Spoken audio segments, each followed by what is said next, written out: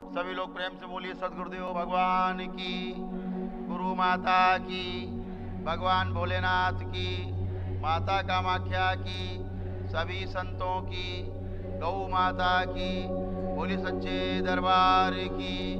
हर हर महादेव। की स्मृतियां बहुत खतरनाक हैं। स्मृतियां आपको पता होना चाहिए, कोई भी विचार आपका, कोई विचार आता है आपका, ऊर्जा उसका अनुगमन जरूर करेगी। आपके विचारों का अनुगमन करती है ऊर्जा, इस बात को ध्यान रखना, लिख लेना दिमाग में, कापी में कहीं। आपके विचारों का पीछा करती है ऊर्जा। जैसा विचार लाते हो वैसी ऊर्जा आके पीछे पीछे चल देती है। अगर आप प्राइवेट पार्ट की तरफ ध्यान अपना ले जाएंगे, केंद्रित करेंगे, ऊर्जा वहां सक्रिय हो जाएगी। करके देख लीजिए, जहां आपको सबसे ज्यादा महसूस होता हो, दुख वाले कोई भाव हो, उसमें ले जाइए, आंखों से आंसू टपकने लगे, ऊर्जा बह निकलेगी। तो विचार अच्छे अच्छे लाइए, अच्छे विचार करिए, अच्छा सोचिए, अच्छा करिए, अच्छा हो जाएंगे, अच्छे बने रहेंगे। लेकिन आप गंदे विचार लाएंगे, गंदगी इकट्ठा करेंगे, तो उसके जिम्मेदार आप। यही आपने किया है। आवाज से आप पूरी तरह शुद्ध हैं, पवित्र हैं, मन आपका एकदम अच्छा है, कोई गंदा विचार नहीं है, एक आपके अंदर है, सब गंदगी खत्म हो गई। तो ऐसा कोई विचार मत लाएं। आप सोचते हैं अरे सोच लिया बैठ के क्या होता है, कोई वीडियो देख लिया बैठ के गंदा क्या होता है इससे। अरे भैया, आपने अपना नरक कर लिया, आपने अपना सर्वनाश कर लिया।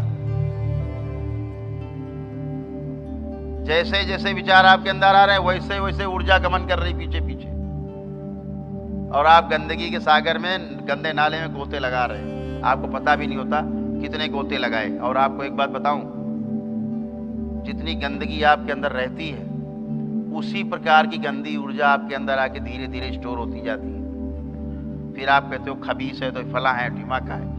आपके गंदे विचार, आप एक कॉपी रखिए अपने पास। यहां आने से पहले लोग जो आने वाले हैं वो ध्यान करें, वो करें। दिन भर में जो जो विचार आ रहे हैं केवल लिखता जाए। रात में जब बैठें, जो लिखा है ना आपने, वो पढ़ने में भी आपको शर्म आएगी। जो दिन भर में आपने सोचा है, और जो आपने सोच लिया, विचार कर लिया, विचार तो चला गया, वो ऊर्जा संग्रहित हो गई। किस रूप में प्राण संग्रहित हो गए? स्मृति के रूप में। अब स्मृति आपके चित्त के 16वें आकाश में संग्रहित है, और ये जब तक आपका ये जीवन रहेगा, भगवान श्री कृष्ण कहते हैं ना, आत्मा मरती नहीं, ये तब तक आपके साथ रहेगा। विचार, ये केवल आपका दरबार है, करौली सरकार का दरबार है, जहां अरबों खरबों स्मृतियां आज तक की नष्ट हो गई आपकी, खत्म हो गई आपकी। लेकिन अगर दोबारा आप कोई करने लगे सर्कस, उसके जिम्मेदार आप। करिए सर्कस, इकट्ठा करिए। अभी तो आपके पास हाथ पैर सने थे टट्टी में, हमने तो नहला धुला के, इत्र लगा के आपको टनाटन कर दिया, नए कपड़े पहना के। अब फिर कूद जाइए गंदे नाले में, कूदिए, आपकी जिम्मेदारी, कूदो। तो इसलिए अच्छा सोचना है, अच्छा ही विचार करना है। इसीलिए योग में भी, योग साधना में भी, तंत्र साधना में भी,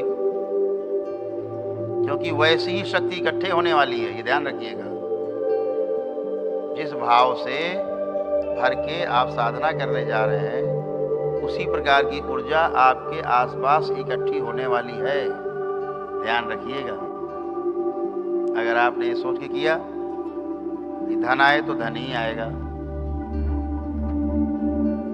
आप सोचें नष्ट हो जाए, वो नष्ट हो जाए, फलाने नष्ट हो जाए, तो नष्ट होने लगेंगे, भोग आपका बनने लगेगा, आप भी नष्ट हो गए। आपको कौन बचाएगा? भोग आप ही तय कर रहे। जैसी ऊर्जा, क्योंकि ऊर्जा तो शाश्वत है, ऊर्जा जो है ना वो निर्लेप है, उसका कोई दोष नहीं। दोष उसी का है जिसके हाथ में है। तलवार का कोई दोष नहीं। बचाने के लिए काम ले लो, किसी को बचाओ, या किसी को मार के लूट लो। तलवार का कोई दोष नहीं, जिसके हाथ में तलवार है उसी का दोष है, शक्ति का कोई दोष नहीं।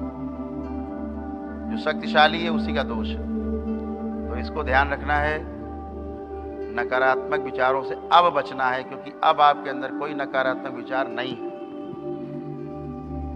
इतने लोग बैठे हैं, किसी में कोई नकारात्मक विचार उठ रहा हो तो बता दें, अभी बात कर सकते हैं उससे। एक व्यक्ति में नहीं उठ रहा, क्योंकि नकारात्मक विचार पूरी तरह समाप्त हो चुके हैं। ये धरती पर यही होता है, करौली सरकार में, जहां समूह के रूप में चाहे 1000 हो, चाहे 1 लाख आदमी हो, चाहे 10 लाख आदमी हो, सभी के विचार स्तंभित हो जाते हैं, चले जाते हैं, खत्म।